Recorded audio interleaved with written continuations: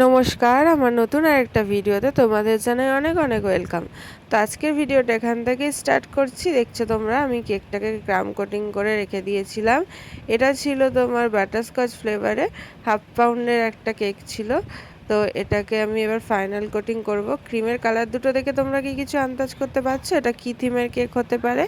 এই থিমের কেকটা আমার চেনাশোনা অনেক হোম বেকারকেই আমি দেখি বা ফেসবুকেও দেখি অনেকে বানায়। আমারও বেশ ভালো লাগে কেকের ডেকোরেশনগুলো, ইচ্ছা হয় বানাতে, কিন্তু এই থিমের কেক আমার অর্ডারই আসে না। এটা নিয়ে সেকেন্ড টাইম, এর আগে একবার এসেছিলো কিন্তু সেটা একটু আলাদা ছিল, এরকম কালার কম্বিনেশনেই ছিল। তো ফাইনালি অর্ডার এসছে কিন্তু ছোট 1/2 পাউন্ডে। তবু আমি অনেকটাই সুন্দর করার চেষ্টা করেছি যতটা করা যায়।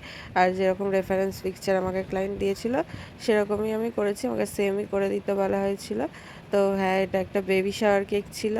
তো এই কেকগুলো দেখতে এত কিউট হয়, ভীষণ ভাল লাগে দেখতে। দেখো কমপ্লিট হওয়ার পর লুকটা কেমন লাগে।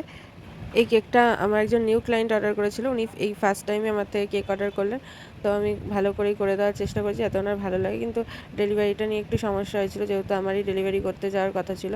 তো উনি 3বার লোকেশন পাল্টায়। তো সবার কাছে রিকোয়েস্ট করব আপনারা একটু লোকেশনটা আর টাইমটা মেনটেন করবেন, তাহলে আমারও ভীষণ সুবিধা হয়। কেকের ফাইনাল লুকটা তোমাদের কীরকম লাগলো সেটা আমাকে একটা কমেন্ট করে জানিও, ভালো লাগলে লাইক করে দিও। Thanks for watching, by.